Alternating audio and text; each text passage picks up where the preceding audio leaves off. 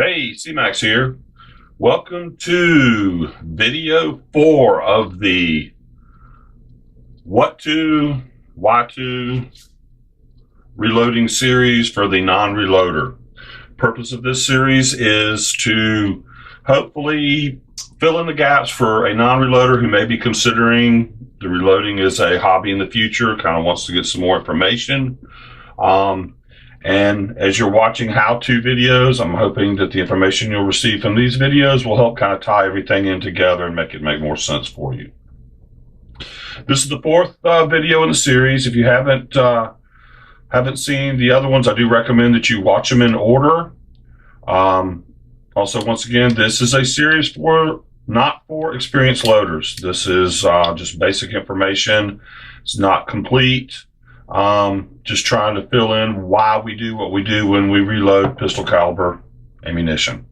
Okay, well, to recap, we just did the flaring, belling, expanding die here with our lead set. And so now we've got everything ready. They're ready for primers. Now, as I mentioned at the end of the last video in the text there are many different ways to do the same thing. Nothing is more true than priming. You can prime them on the press. You can get handheld ones like I like here. In progressives, it's built into the process.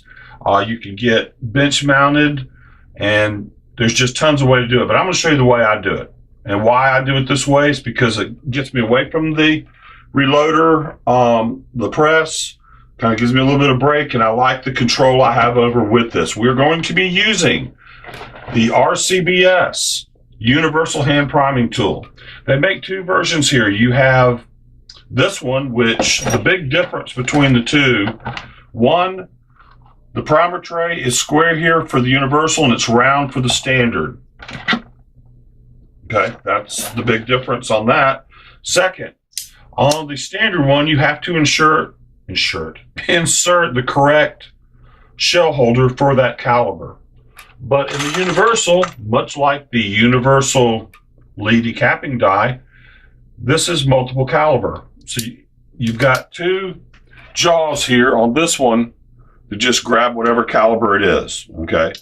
Now the only difference is that you have to change the inside insert here if it's a large pistol primer or a small, because it just changes the hole size.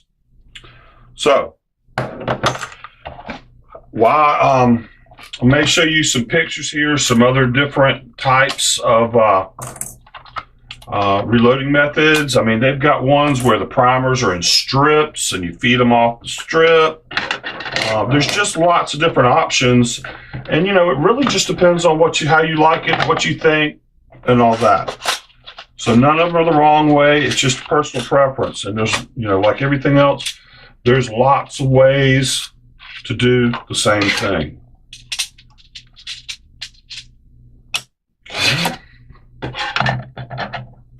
So, while we put this together here, and I'll put this top on, usually a couple flip over, yeah. Come on.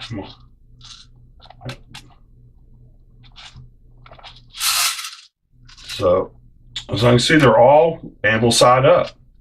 Okay, so with the primer, you've got basically what they call the cup side and the Anvil side.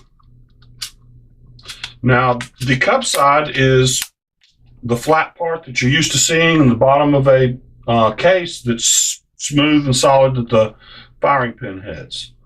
The other side of that is the Anvil. That's where the spark and fire comes through the flash hole, ignites the powder, and kicks the bullet out. Okay? So, what we're going to do here is I'm just going to real quickly show you what I do here. Now, with this, I mentioned a little bit about this earlier. Primers are your most dangerous component. Not the powder, the primers. When you've got a bunch of them in a progressive press and they're all lined up and everything, your biggest worry is about detonation in the tube, and they all go shooting straight up. In fact, most of them will have a metal shield that goes actually around where the primers are in case you do have a primer detonation. With this system, it's all shielded and gives me another level of security. That's another reason I do like doing this method. Plus, doing it by hand here, you get a better feel for it. So here we go. We're going to put it in. You open the gate. They go down in through here, and they're ready to be loaded into the primer pocket. Boom. And that's it. That one is primed. It's a good habit to get into to rub your finger over it because you don't want any high primers. In other words, a primer that's not really placed all the way down in there, because you want it below the surface here, okay? And you'll see what I'm talking about. It's very easy, and you'll get to where you could just put your finger over it and you'll know whether it's a high primer or not. So next one in, seat it, boom, and that's it. And I'll go through and do all of these.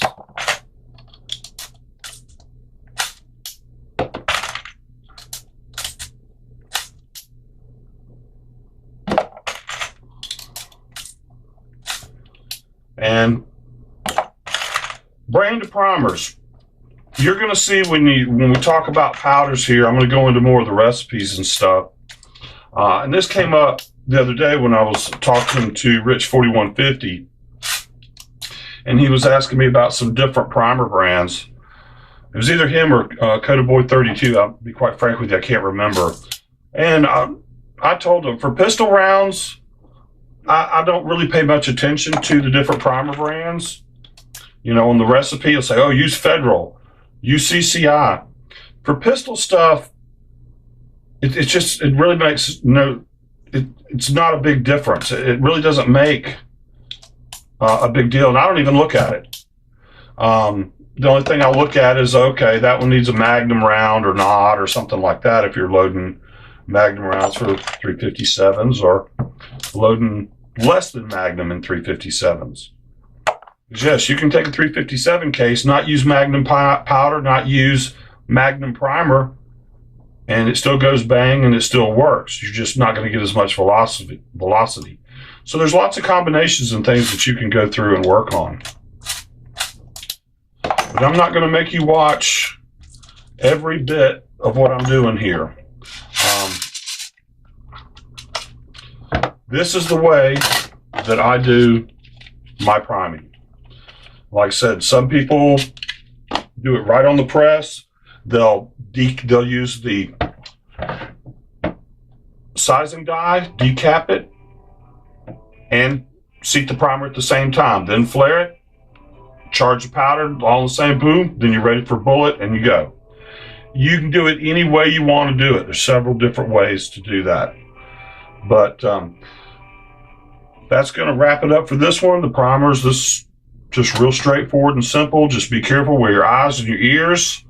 And in case you have one go pop, whatever method you use, just be respectful of the primers. All right. Once again, thanks for watching. Please like and subscribe. Have a great day. Here's the universal one I just showed you from RCBS. Here is the non-universal standard one that does take the shell holder. This is the one made by Hornady, handheld. This one is also RCBS, but it's got the strips I was talking about, each one of those. Here's one on the press that you can do. Here's another one that's from a Redding T7 turret. Here's the system for Hornady single stage new one. This is the Lee method Coda Boy 32 uses. This is an RCBS bench mounted one where you can mount to the bench and do it that way. Here's a Lee system, and then here's the Lee one that you mount to the bench. Thanks for watching. Y'all have a great day.